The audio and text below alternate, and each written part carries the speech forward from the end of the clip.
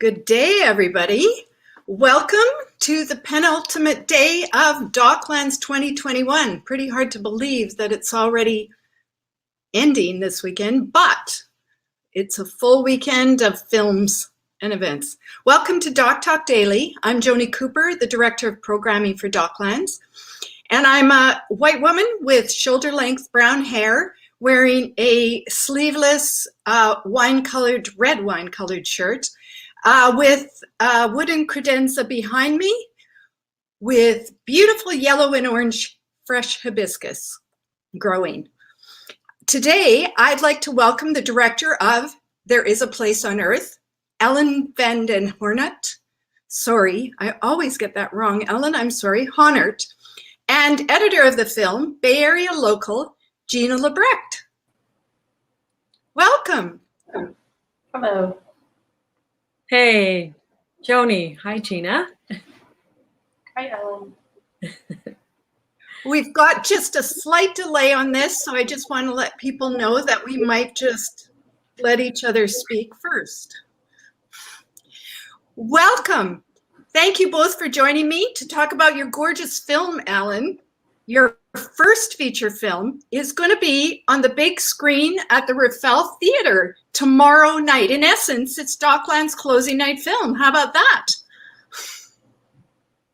Well, that's really hard to believe, actually. That's fabulous. And it's, of course, too bad that I can't be there. But we'll just have to wait for another opportunity that surely will come later this year. And we'll do it again.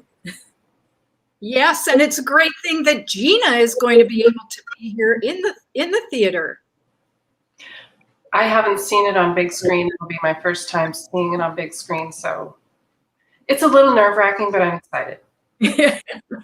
Well, I don't think you have to worry. It's a gorgeous film with so many beautiful, inspirational elements to it.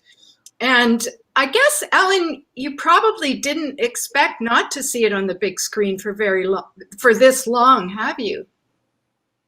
Yeah, no, indeed. And I wasn't able to see it myself because of COVID here in Holland.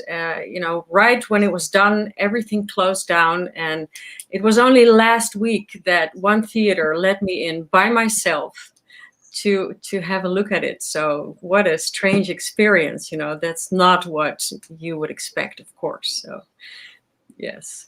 And so how was that? How did you like it? Of course, I loved it. Yes.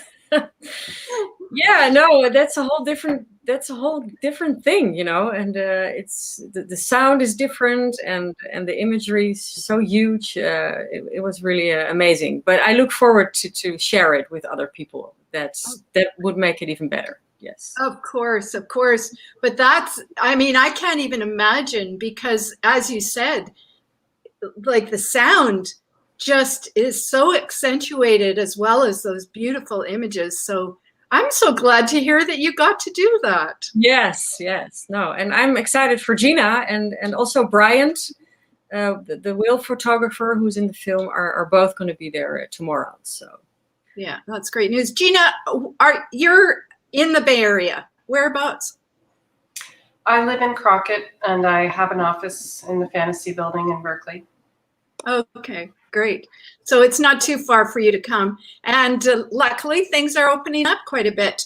But I just have to urge people to see this film, because when I first saw it, and of course, I haven't seen it on the big screen yet either, and it is just, even on the small screen, it was just so gorgeous. And the music, Ellen, you're a musician as well. So I suspect that had something to do with the effort and time put into the soundtrack as well. Well, there are 3 original songs, one at the end, but also 2 kind of hidden in the soundtrack. But Gina is not only a great editor, but also a master at, it's one of your specialties, right, Gina, to look for music. So it's one of my favorite parts of editing is working with music. That is so great. I have to admit, I'm a bit of an audiophile when it comes to films. And when I see a film that actually takes so much time into the soundtrack, like, believe it or not, some filmmakers don't really think about it. And to me, that makes such a difference. So kudos to you, Gina. It's a lot of work to find the most amazing fit for music and sound to a film. So that's terrific. Yeah, I have a background in music. I grew up playing music, and for me, actually editing picture is a musical process for me. So it just sort of, to me, they go together really well, and it feels very natural to me to look for music for film. I really feel like, it doesn't feel like work to me. I feel like I'm having fun. And that's the way work should be, right? Yeah, exactly. So how did you two meet and come together to work on the film together? Well, Gina, do you want to tell me the first time I walked into your office, what that was all about? Yeah. Well, I knew the cameraman that she was working with. He's in Berkeley, and he thought we should meet, and that I should find out about this project that she needed some help with. So she sent me a little bit of footage that she shot early on, and then she was in town, so she came to see me, and the concept was a little bit undeveloped, or it was very undeveloped, actually. And her material was, it was a sketch of her idea, and she had never made a film before. So I just, advised her that she really needed to clarify her idea and continue searching and using the camera as her tool to search her story. What is her story? And I think it became clearer in the process, as it often does when you're making a film, that you don't always know exactly what the story is, but you just put one foot in front of the other, and it's sort of, something's there, and it sort of emerges. And so, over time, her idea really did it was quite a bit of work, because it's a conceptual piece. It's not like she was really documenting an event or anything. So that was really the challenge, was how do you structure this story? And, over time, the material got stronger and stronger and stronger. And then she learned a lot through her own process. And she really stuck with it and did the hard work of making a first film, which is not easy. That's for sure. But it went well. I can already see that. Ellen, are you thinking about perhaps making another one at some point? That's a dangerous question, Joni. Yeah. Because I'm very inclined to say yes, because it would be, really a shame after all this experience and now being at the end of this process and, taking this film out into the world, to not make another one, because now I know what to do, and I know great people like Gina, and so Gina would be on board absolutely another time. But she's right, that this film is more abstract than it's not a film just about simply saving lands and wild animals. I say simply because that isn't, of course, very simple, but it's really focusing on our relationship to that process. And we can conserve and protect whatever we want, but if we're not connected to it, if we don't have an emotional connection to that, a lot of that will be in vain, because we fight for the things we love, and that's why this was really a more difficult film to make. Yeah, no kidding. But it's beautiful. And I did actually want to mention another film that is available at DocLands. I don't know if either of you had a chance to see it, but the film's called The Crab Season, directed by Martin Benoist. And it's a beautiful film. And it's about I think it's a lovely companion film to yours, Ellen, because it's about Christophe, who is profoundly visually impaired. And he gathers crabs and lobsters from his Normandy shoreline that he's known since he was a boy. And the love that he has for this shoreline, that he knows intimately, is really what this film is all about. It's actually poetry in motion, which I also equate to the arts and what your film covers as well.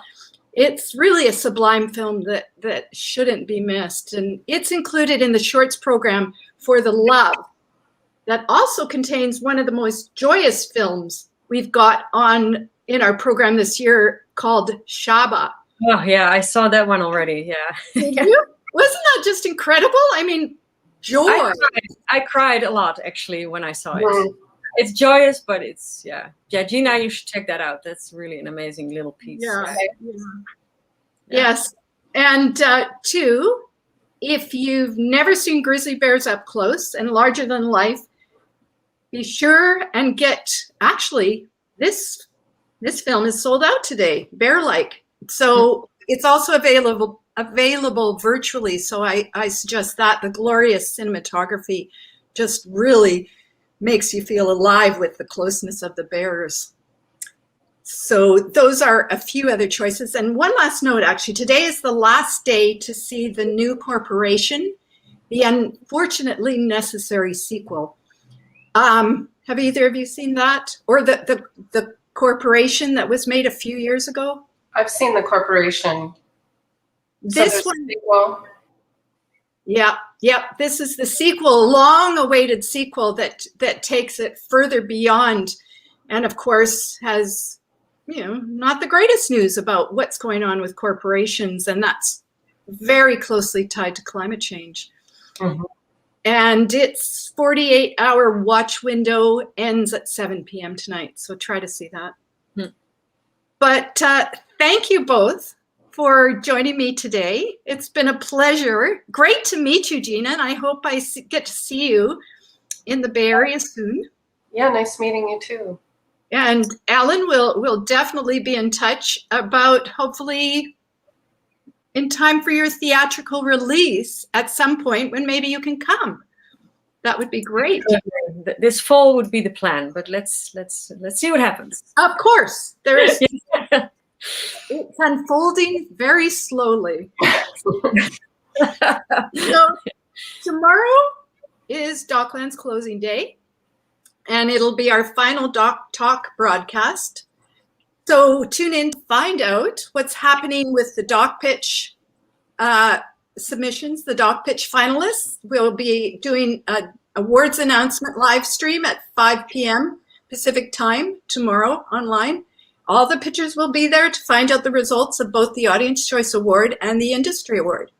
And I just wanted to say thank you to our sponsor, the Make It Better Media Group. And thank you all out there for tuning in. I hope you make this weekend a full DocLands viewing weekend, complete with Rafael screenings. Thank you. Thank you. Thanks. Bye. See you soon. All right. Bye.